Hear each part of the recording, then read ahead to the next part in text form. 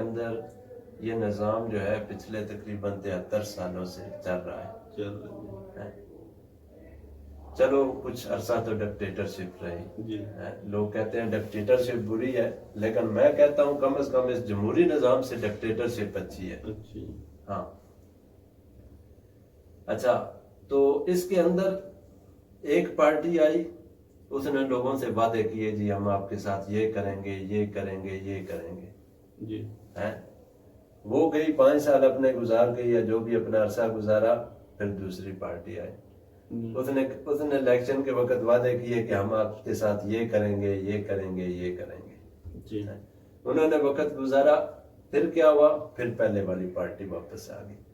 یہ اصل میں اتنا خوفناک چہرہ ہے جمہوریت کا کہ یعنی کہ وہ پارٹی آ گئی، اس نے پھر وعدے کیے، پھر اچھا عوام کو پتہ ہے یہ لوگ جو ہے ہمارے ساتھ وعدے کر کے گئے تھے لیکن انہوں نے اپنے وعدے پورے نہیں کیے، یہ پھر واپس آ گئے.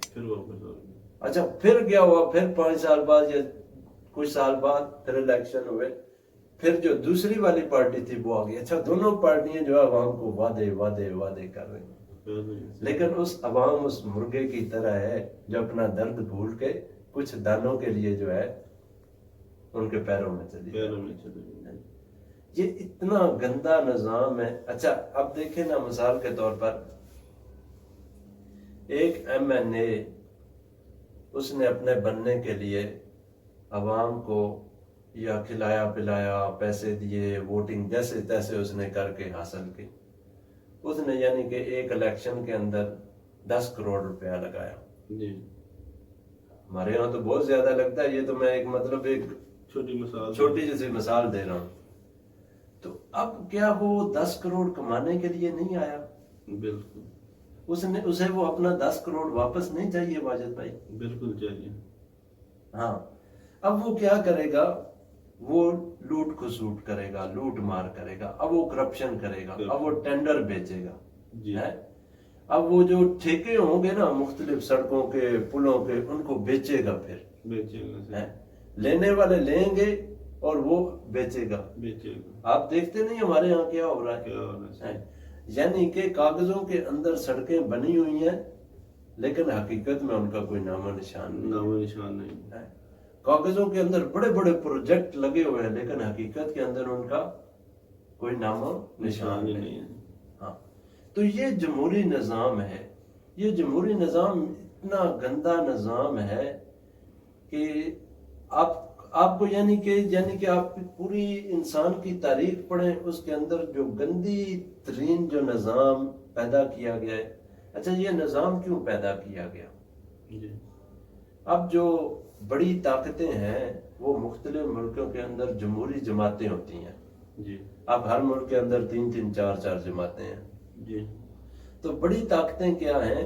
ان کے جو مفاد کی جماعت ہوتی ہے اس کو فنڈنگ کر کے یا اس کو طاقت کے زور پر جیسے تیسے کر کے اس جماعت کو یعنی کہ آگے لایا جاتا ہے اور ان کو ملک کا حکمران منتخب کیا جاتا ہے. اچھا جب ان کو ملک کا حکمران منتخب کیا جاتا ہے پھر ان سے اپنے مفائد حاصل کیے جاتے ہیں، ان سے اپنے فوائد حاصل کیے جاتے ہیں. اور دنیا کو جو ہے دنیا کے اوپر اپنا تسلط برقرار رکھنے کے لیے اس جمہوری نظام کو قائم کیا گیا. آج دیکھیں دنیا کے اندر اگر کوئی جمہوریت کے خلاف بات کرتا ہے تو یعنی کہ اس نے ایک بہت بڑا گناہ کر دیا ہے.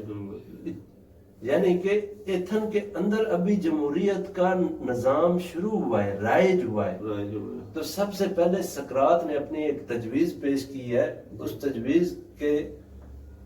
تجویز پر انہوں نے ان کے ساتھ کیا ہے، اس کو زہر کا پیالہ پینا پڑا. یعنی کہ آج دنیا کے اندر جمہوری نظام کے اوپر بات کرنا ایک جرم ہے. یہ کیوں ہے؟ کیونکہ بڑی طاقتیں نہیں چاہتی کہ اس کے اوپر کوئی بات کرے. آپ دیکھیں گے میں نے خود سنے یوٹیوب کے اوپر اور مختلف جگہ پر علماء کرام، حالانکہ یہ نظام اللہ تعالیٰ فرماتے ہیں قرآن کے اندر سورہ مائدہ کے اندر کہ اے ایمان والو، ہم نے تمہارے لیے جو نظام اتارا ہے اس کے علاوہ اگر تم کسی نظام کے اوپر عمل کرتے ہو تو تم کافر ہو. اللہ تعالیٰ کافر کا لفظ استعمال کر رہے ہیں، کفر کا.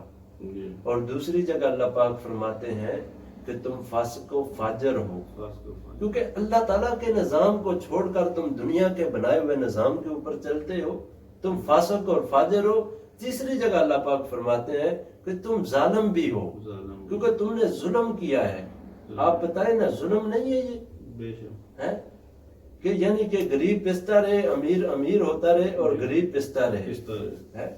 اصل نظام تو وہ نظام ہے نا، اللہ تعالیٰ کا نظام، جس کے اندر اللہ تعالیٰ کیا فرماتے ہیں، جس کے اندر اگر ایک بھوکا حکمران کے اندر، حکمران کے ہوتے ہوئے، مسلمان حکمران یا اسلامی حکمران کے ہوتے ہوئے ایک بندہ اگر بھوکا سو جائے یا بھوکا مر جائے تو اس حکمران سے اس کے بارے میں سوال کیا جائے کہ بے شک. لیکن ہم میں کہ اس جمہوری نظام کو اپنے ساتھ لگائے بیٹھے ہیں، اپنے سینے سے لگائے بیٹھے ہیں. جمہوری نظام کے خلاف کوئی بات کرے تو لوگ اٹھ کھڑے ہوتے ہیں، جی آپ جمہوریت.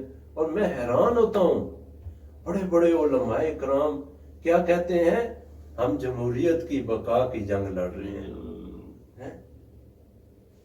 آپ میری بات کو چھوڑ دیں، آپ صرف ان علماء کرام کے پاس چلے جائیں، ان سے صرف 2 سوال کریں، ان سے پوچھیں ایک سوال تو، کیا یہ جمہوری نظام جو ہے یہ اسلامی نظام ہے؟ اور اس جمہوری نظام کو طاقت دینے والا یا اس جمہوری نظام کے ساتھ چلنے والا آدمی، کیا وہ یعنی کہ اسلامی نظام یا اسلام کے خلاف کام نہیں کر رہا؟ یہ 2 سوال پوچھنے کہ کیا جمہوریت جو ہے یہ اسلام سے قریب تر ہے یا اسلام کے خلاف ہے. کیونکہ دیکھیں، جب اسلامی نظام کو توڑنے کے لیے، اسلامی نظام کو توڑنے کے لیے جو چیز پیدا کی گئی تھی وہ جمہوریت تھی. ہر چیز کا ایک الٹ ہوتا ہے، اچھے کا برا، اندھیرے کا اجالا، رات کا دن. اسی طرح جو شریعت کا الٹ ہے وہ ہے جمہوریت. تو اسلامی نظام کو تباہ و برباد کرنے کے لیے اور اسلامی ثقافت کو ختم کرنے کے لیے یہ جو ہے جمہوری نظام پیدا کیا گیا. اچھا، اب آپ دیکھیں اس جمہوری نظام کے اندر کتنی چیزیں ہوئی. یعنی کہ کیا کہتے ہیں، ہیومن رائٹس. کہاں ہے ہیومن رائٹ تمہارا؟ صومالیہ کے بچے بھوک سے بلک بلک کے مر گئے، کہاں ہے تمہارا ہیومن رائٹ؟ افغانستان کے اندر 90 لاکھ بچوں کو شہید کر دیا گیا، کہاں ہے تمہارا ہیومن رائٹ؟ چچنیا، بوسنیا کے اندر، سیریا کے اندر، عراق کے اندر، کہاں ہے تمہارا ہیومن رائٹ؟ تمہارا ہیومن رائٹ تمہارے لیے ہے صرف. پھر دیکھے کہتے ہیں جی وہ مین رائٹ. یہ تو ایک بہت بڑا ٹاپک ہے، اس کے اوپر کسی دن بات کریں گے کہ جس زمانے میں یہودیوں کی فیکٹریاں تھی اور ان کو سستی لیبر نہیں مل رہی تھی، کس طرح وہ مین رائٹ کا نعرہ لگا کر یورپ کے اندر انہوں نے عورتوں کو باہر نکالا. آپ اگر دیکھیں 1800 سے پہلے یہودی اور عیسائی عورتیں بھی سکارف پہنتی تھی، پردہ کرتی تھی، عورتیں گھروں میں رہتی تھی. تو وہ مین رائٹ کے اوپر عورتوں کو باہر نکالا گیا. اب دیکھیں کیا کہتے ہیں، چائلڈ رائٹ. کون سے رائٹ کی تم بات کرتے ہو؟ تو اس لیے واجد بھائی، یہ جو جمہوری نظام ہے یہ سراسر کفریہ نظام ہے.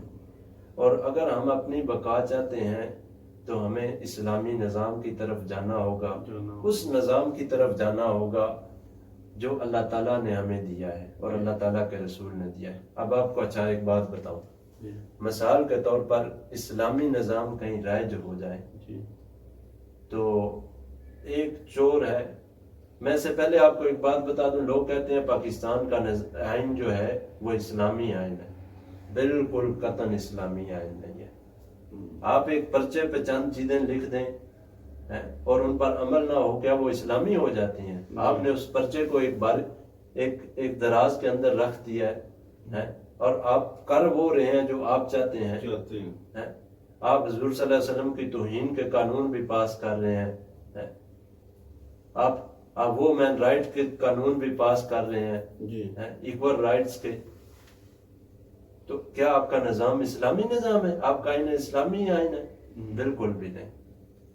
تو اس کے لیے ہمیں جو ہے وہ اسلامی نظام کی طرف جانا. ہاں میں بات کر رہا تھا کہ اب آپ نے ایک اسلامی نظام قائم کیا، ایک چور نے چوری کی، آپ نے اس چور کا ہاتھ کاٹا، یا کوئی بھی شرابی نے شراب پی، آپ نے اس کو اسلامی سسٹم کے تحت سزا دی. تو فرماتے ہیں جہاں پر اللہ تعالیٰ کا ایک شرعی حکم لاگو ہوتا ہے وہاں پر 40 دن اللہ تعالیٰ کی رحمت برستی رہتی ہے. ماشاءاللہ 40 دن.